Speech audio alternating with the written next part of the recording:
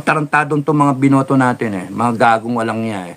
Pati AFP at PNP, makinig kayo sa susunod na What we have now. Nakawan, droga, lahat na sinabi mong problema. Kainday, lahat yun sinabi mo, alam mo.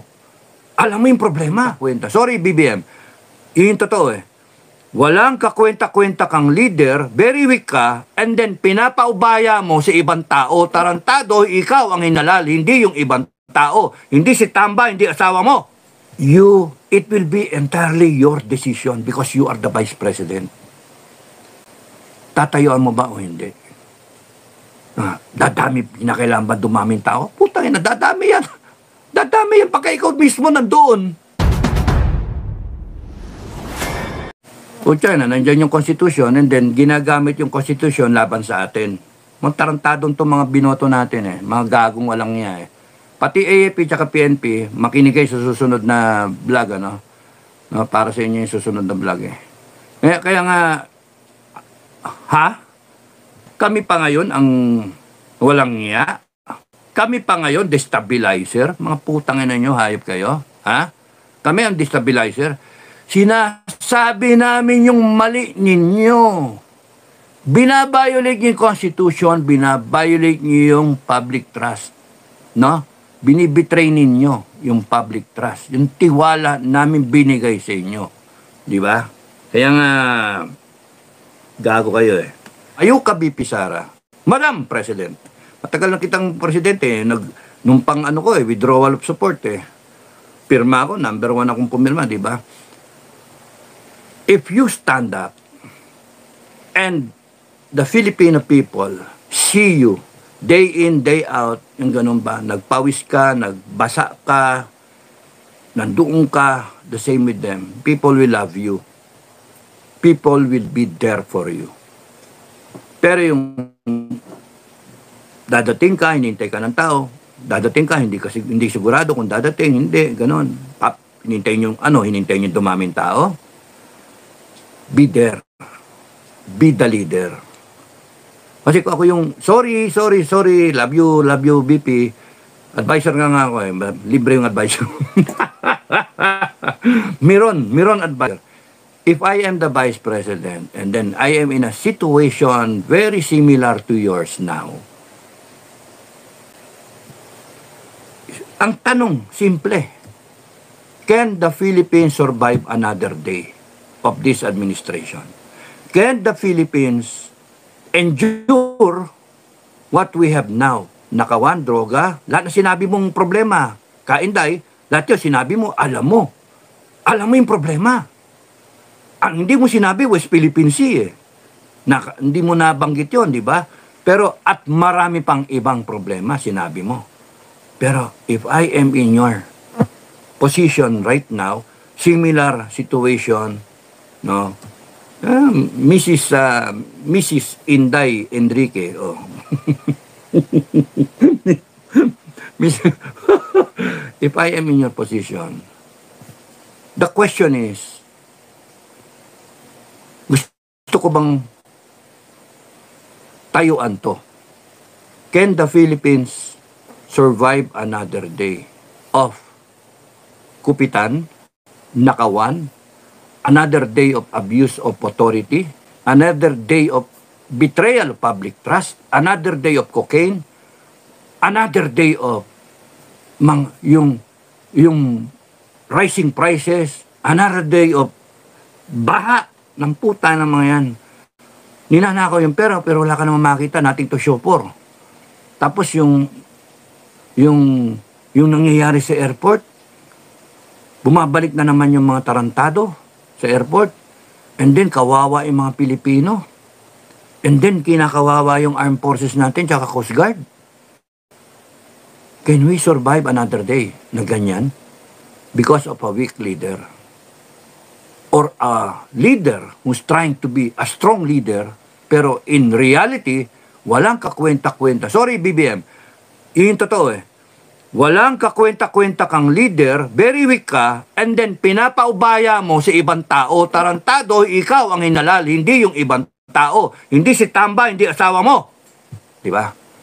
Putangin ng mga hayop kayo. So, simple lang yung tanong. Inday,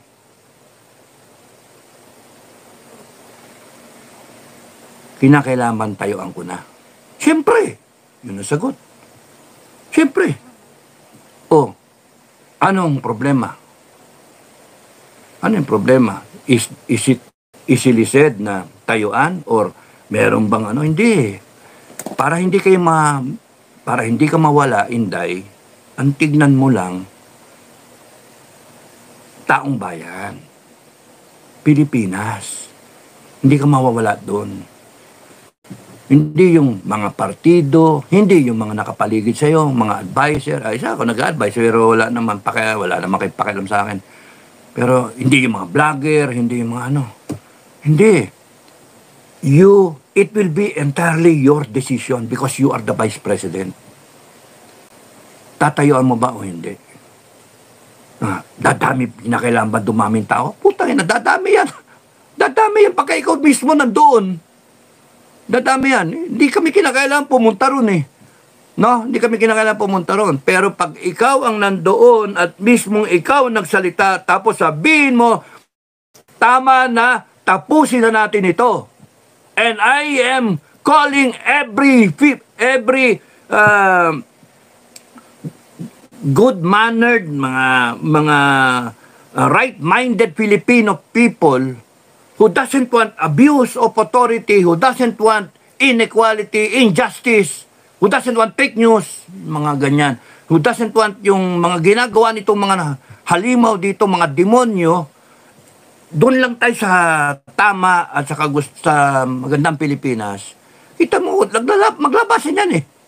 Ang Pilipino, kahit hindi kakain, kahit hindi magtrabaho, mawala na sweldo, 1-2 araw, papayag. Pero yung sigurista ang Pilipino. Pero yung, rally. Tapos nun, ate si ganyan, ate si ganun. O, tapos nun, wala rin. Hoping ang tao. Pero iba yung ikaw, Madam BP. Sinasabi ko lang kasi, from a leadership position, from a leadership role, when you stand up, kung ako ang may 32 million na boto, kung ako ang nambubuntal ng sheriff, kung ako yung malinis ang ginagawa ko, tapos aapihin nyo ako ngayon, and then, hindi na baling apihin nyo ako. Wala yun. Inday, wala yun. Pero inaapi ka ngayon. Binibira ka eh. Tinatraidor ka. Tangina, ginamit ka, and then ngayon, putang ina mga to, sinungaling, wala daw politika. Mga putang ina, mga hayop yun, di ba? Tapos, ang mas mahalaga, imbis na yung personal security mo, personal safety, yung personal image mo, o kaya yung everything that is ikaw, in character mo, ang mas mahalaga is yung taong bayan. Yung Pilipino, 119 million of us. Yung iba tatanga-tanga, probably 20 million yung tanga, or gawin mo ng sige 20, yung mga loyalists, no? 14M, loyalists, o whatever, thereabouts. Gawin mo ng 20, doble mo pa, 28 million. 30 na ka mo. So meron ka pa 90 million na tao na makikinig sa'yo. O kalahati nun, may 45 million, kalahati is mga gaganong-ganon. Alam ng taong bayan yung mga nangyayari. Sinong matino dyan? May mga langaw. Bakit may langaw?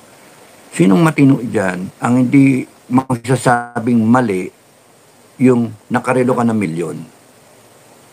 Mali eh. Yung magnanakaw ka kaliwa kanan, yung mga bag mo, puta, milyon. Samantalang nagugutom yung mga tao, di ba? Bakit ka nagkaroon ng ganun?